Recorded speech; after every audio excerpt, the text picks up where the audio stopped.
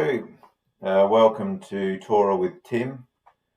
What I want to touch on today is the celebration of Christmas. We're coming up to the festive season, and people are going into that attitude of celebrating Christmas, and they think that they're doing the right thing by Yahweh and Yeshua, but I'm here to argue against that and say that it's not a good thing for us to be doing.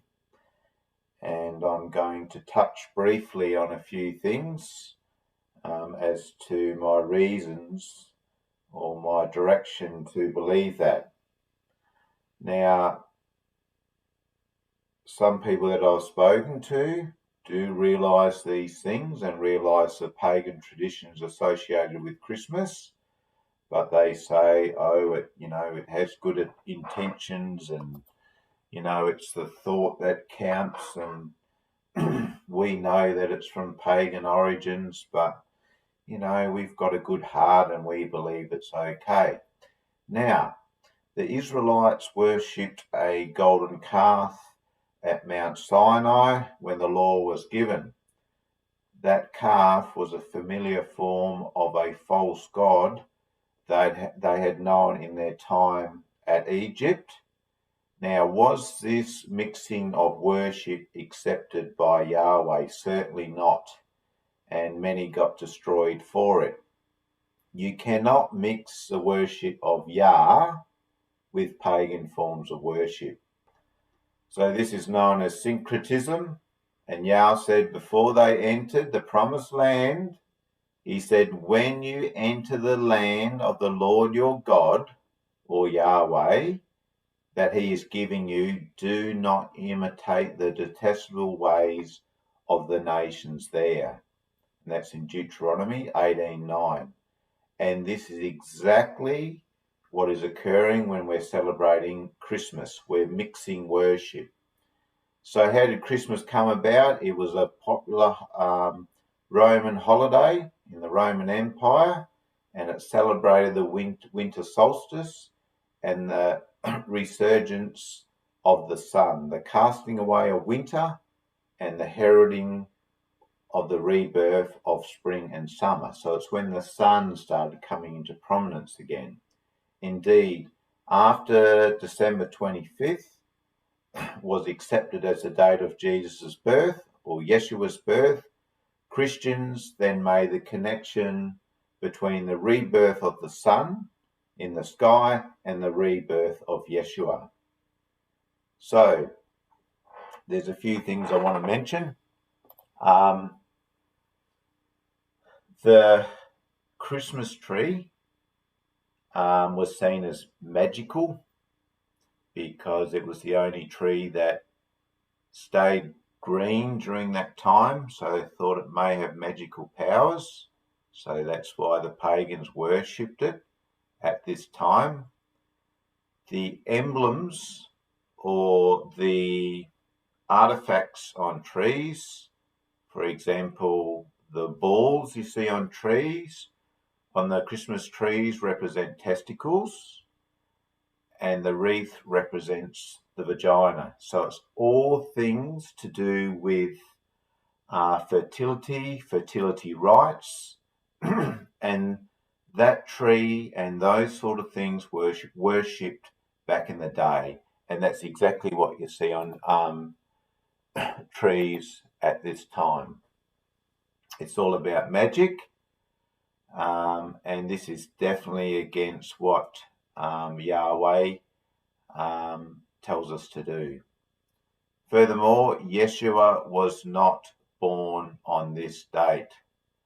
Yeshua's parents came to Bethlehem to register for the Roman census in Luke 2:1-4.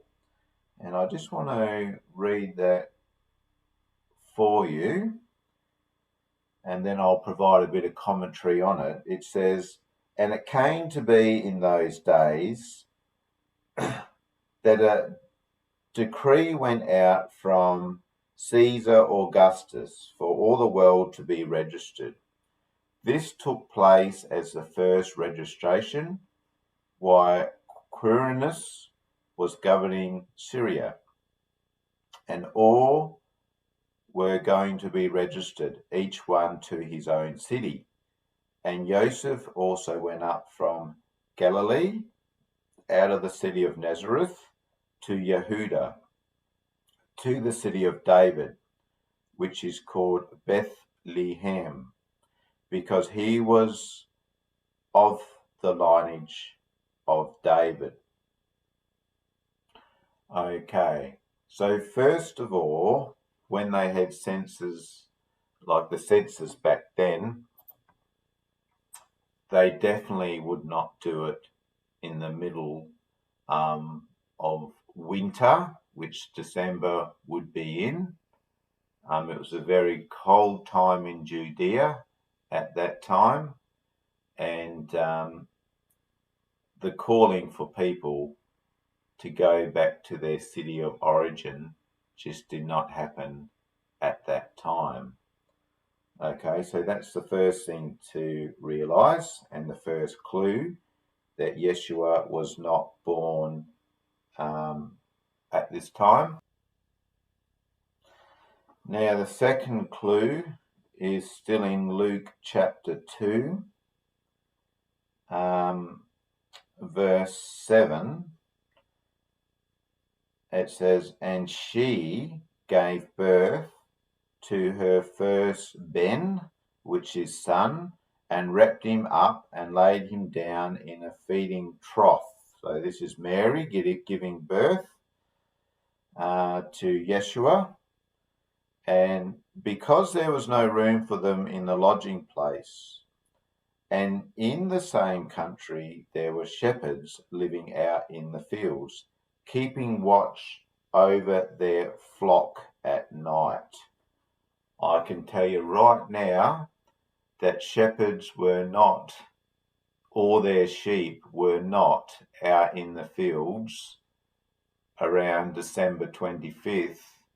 The reason being, just like with the census, it was freezing cold, and temperatures, I believe, even get to the freezing point. So the shepherds would probably die, and the sheep would die with them. So these two clues here tell us that Yeshua could not be born on December 25th.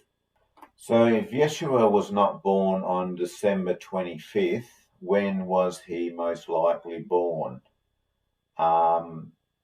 It's indicated in the Bible. It's probably most likely in the fall that he was born. Since Elizabeth, that's John's mother, was in the 6th month of pregnancy when Yeshua was conceived, we can determine the approximate when Jesus was born if we know when John was born, if that makes sense. John's father, Zacharias, was a priest serving in the Jerusalem temple during the course of Abijah, and historical calculations indicate this course of service corresponded to June 13th to the 19th roundabout, and it was during this time of the temple service that Zacharias learned that he and his wife Elizabeth would have a child, being John the Baptist. So after he completed his service, he travelled home to his wife Elizabeth and conceived. Elizabeth conceived. So assuming that John's conception took place near the end of June, adding 9 months to that then brings us to March as the most likely time for John's birth. So then adding another 6 months to that, because of the differences in the ages between John and Yeshua, brings us to the end of September. Most the most likely time for Yeshua's birth. I hope I've explained that fairly well. The whole Christmas thing is pagan, the whole date is wrong, the worship is wrong. I struggle to find what is correct about Christmas. We don't get to decide when and how things are to happen in relation to Yahweh. Yahweh is the potter, he is the maker, we are the clay, we are his creation.